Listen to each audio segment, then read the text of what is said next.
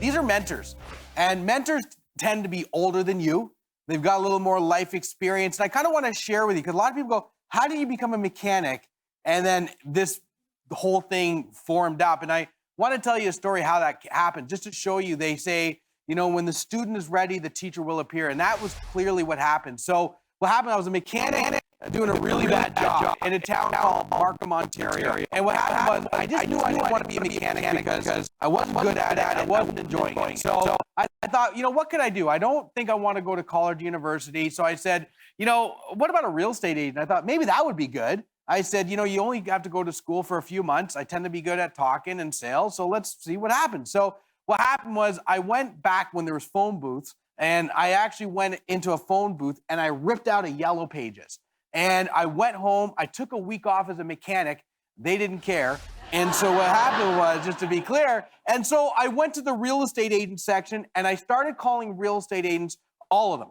I had no idea who I was calling, and this is what I said to every single one of them. I said, hi, my name's Kevin. I'm 21 years old. I'm a mechanic right now. I'm not very good. And I said, I'm actually looking to get in the real estate industry, but I don't have a real estate license or any education, but I have a strong work ethic. So tell you what, this is what I'm willing to do. I'm willing to work for free for you for a month. I'll do whatever you want, get the coffee, you know, I'll do paper, I don't care. Let me show you how hard I'll work. And if you like me, at the end of the month, you can hire me or you can fire me. It's up to you. And I swear on anything, it took me a week to go through it. And I called 60 real estate agents, 60. Guess what the first 59 of them told me? Get a real estate license, too busy, have no time for anybody. The only guy that called me back was this guy, Richard Robbins. No idea who he was. But after being like rejected for a full week over and over and over again, I kind of got freaked out that somebody said, yeah, I'll meet you. And then I remember I called my girlfriend at the time, who's now my wife, Jan. I go, Jan, this guy Rich said he wants to meet me. But then I got kind of freaked out that he'd be a weirdo, that'd want to touch me or something like that, and come sit on my lap and, you know, we'll talk about mentoring you. And so I swear this went through my mind. And so what happened was, my wife, girlfriend at the time, she's like, you got to go see him. You've been working on this for a week. So I went and met the guy, and immediately, no word of a lie, I knew I hit jackpot, because the guy sat down. I could tell he won all these awards. He was one of the top real estate agents in the country. And this is what he said to me. He goes, how long have you been looking for a mentor? I said, for about a week. He goes, how many people did you call? I go, 60. You're the 60th person I called. And he goes, wow. He goes, what did other people say? I said, nobody was willing to meet with me, only you. He goes, well, you know what? He goes, I'll spend some time with you. He goes, but I can't spend every day with you. He goes, I'm too busy. He goes, but this is what I'm going to do. I'm going to spend an hour with you every 2 weeks. I said, done. He goes, I'm going to give you assignments. You got to do the assignments. He goes, but I'll tell you this right now. If you're ever late, if you ever don't show up on time, or if you ever don't do the assignment, this relationship's over. He goes, I'm way too busy to spend time with somebody like you or anybody if they don't take my time seriously. I'm like, done. What's the assignment? Let's go. I'm thinking I'm going to have to go do something cool. He's like, I want you to go to the bookstore and buy a book called Think and Grow Rich. And I'm like, oh, read? Like, that sucks. You know what I mean? Like, I hated reading. I hated it. And I remember I'm like, okay, well, I'm going to go do it. So I went to Chapters and I bought the book. And the first thing I looked for was pictures in the book. There was no pictures. And like, it was small writing. And I was like, oh, this sucks. But I remember I went home that night, and I swear on anything, for $11, I started reading the book. It was a Friday night. I was like, let's see what this thing's all about.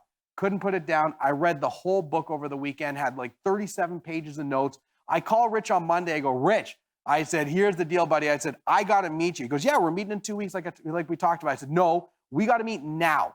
It's not about becoming rich, this book, at all. It's just about a whole new mindset on how to approach life. I said, we got to talk. He's like, all right, let's get together. Then we started getting together every week, and he gave me another book to read, The Richest Man in Babylon, Rich Dad, Poor. We just kept going on and on and on, and I was like, oh my gosh. And then one day he calls me up about 6 months later. We're kind of getting together every week, and then he calls me up, and he goes, hey, Kev, and I'm still a mechanic at this point. He goes, Kev, you're still a mechanic, right? He goes, I'm like, yeah. He goes, you don't like it, though. I go, no, I'm just not good at it. I'm not enjoying it. He goes, I'm starting a brand new company called Richard Robbins International. He goes, we're going to grow this large sales training company. He goes, I need a vice president of sales. He goes, I want you to be that guy.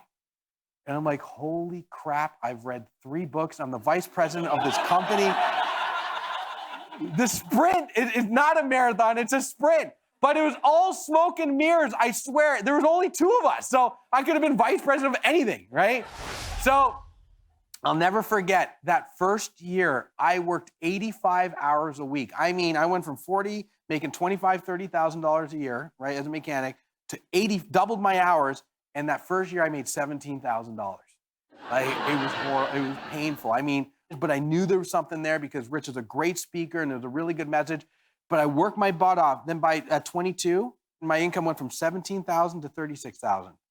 Right? Then it went from 36 to 85, 85 to 175. By the time I was 25, 26, I was making over $250,000 a year. Right? And you want to know why? This guy knew how to do it. He's 15 years older than I am. So he gave me all the answers to the test. He told me how to do it. Mentors in career success, I think, they're not just important, they're critical, absolutely critical. Back when I was in my mid-20s, we're working hard, we think we're doing all the right things, but this isn't working. And somebody mentioned to me this guy by the name of Jim Rohn. And they said, Jim Rohn is having a seminar in Dallas, Texas, and why don't you go down to it? Jim comes out on stage. And Jim, one day changed my life. He said, if you would wake up every day as a salesperson or as a business person, if you would spend as much time thinking about how to deliver value to the marketplace as you do thinking about how to make money, you'd soon find yourself rich beyond belief. And when he said that, I got it. I understood it. Here, I had 24 real estate agents in my real estate office at the time, and I'm broke, right? And I flew home and I said, Dana, we're doing it all wrong. And he laughed at me. He goes, of course we are. We're broke. We're doing something wrong. I said, but the challenge is we're waking up every day thinking about making money. He goes, well, of course we are, because we don't have any. That's exactly what we're thinking about. And I said, what's really funny, Jim said, is most people that are always thinking about making money are the people that don't have it. The people who have it aren't always thinking about it. They're thinking about bringing value. And I said, we got 24 agents in our office. What do you think all of them want? He said, they all want to make more money. I said, exactly. There's our goal. Our goal is to make them more money. And if we get them to make more money, they make us more money. See, we got to start investing in them. And we haven't been thinking about how can we bring more value to them? How can we train them? How can we make them better? How can we teach them about lead gen? How can we teach them about conversion? All the things that they needed to learn to become better. Well, we spent the next 3 years training them like every Tuesday from 10 o'clock to 12 o'clock. We had a mandatory training session. And at the end of those 3 years, we had the highest production per agent of any company in the trading area by three. By three. I can count at least a dozen times when a mentor took my career to the next level or pointed me in a new direction or gave me the gift of a new career that I never thought possible. My very first mentor, I was 20 years old. He says that I walked up to him in a newsroom and said, flat out, can you be my mentor? I don't remember it that way, but I do remember really admiring his career and his work, telling him so, and then asking him for advice. That's how this relationship began. And it really is a relationship that you build. My mentor was ruthless when it came to criticism, and I am eternally grateful for all of the feedback, including the negative feedback, because that is what truly took me to the next level. The craziest thing is this. Jay and I worked at Richard Robbins together for a long time, and we were there for 12 years, and Jay decided he didn't want to work there any longer, and I didn't want to work there any longer as well. I was on the road 6 months a year, and Jay and I kind of realized that our strengths kind of complemented each other, and we're like, well, maybe we start a business together. I remember I flew to Vancouver one day to do some events for Richard Robbins, and I said, you know what, Jay, we're at his house on a Sunday night. I didn't even tell my wife I was going to quit Richard Robbins, and Rich and I and Jay are still extremely close friends. I was with him, he's like a second father to me. And I sat there and I said, Jay, I was like, I just don't want to travel anymore. And Jay goes, you know what? I'd love to make a passive income. I said, wouldn't that be cool? Like where you just earn an income after a sale over and over again. I said, that'd be amazing. So this is a Sunday night. Okay. The next morning I go speak at a Royal LePage office in Coquitlam, Royal LePage Coronation. Owner's name is Chris Kayett, right there. And I'd been at that office for 3 years. He had never been in any of my presentations. The next day he happens to be sitting in the front row. Halfway during my presentation, he gets up and walks out, right? And I'm like, did I piss the guy out? I don't know what's going on. And he comes in with this guy, Gary Morris, who I have no idea who he is. But he's this big, loud guy, laughing in the back of the room. And I'm like, well, this is crazy. So anyways, at the end of the presentation, Gary Morris comes storming through the crowd. This is 12 hours after Jay and I said we probably want to do something together. And the first minute of the conversation, Gary's like, oh man, you're one of the best speakers I've ever seen. He goes, I'm starting a brand new company called Dominion Lending Center. He goes, I need somebody to run everything in Ontario. He goes, do you like traveling? I'm like, not really. He goes, do you want to make a passive income? Within 12 hours of the conversation of Jay and I having it, I call Jay up, and Jay's the last guy that believes in instant gratification. So 12 hours later, I haven't even told my wife I'm going to quit the job after 8 years of being there. I'm like, Jay, I found it, right? And he's like, you found what? I'm like, this guy, we've got to meet it. I think this thing is huge. And next thing you realize is we start this other company, 10 years later, sells for $123 million. And it started with nothing. I mean, I went from $250,000 a year at Richard Robbins down to making, I think I was making $25,000, $30,000 a year for 3-4 years. It was struggling. But I managed my money properly, and that's why I could take that risk.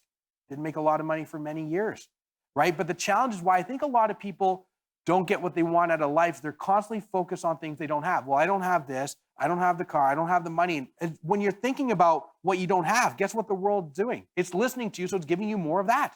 But when you sit there and focus on things you want, the world's always listening, and they're going to go, oh, yeah, we'll give you more of what you want because you're talking about that. I'm telling you. And the only people that say that's not true are the people that don't have what they want. I'm telling you. The only people that say, oh, that's nonsense, are people that don't have what they want. The people that do have what they want say it's true because it's true. So those mentors were the answer to the test. And they all have their strengths, and it's really, really cool. And that's how you find an amazing mentor.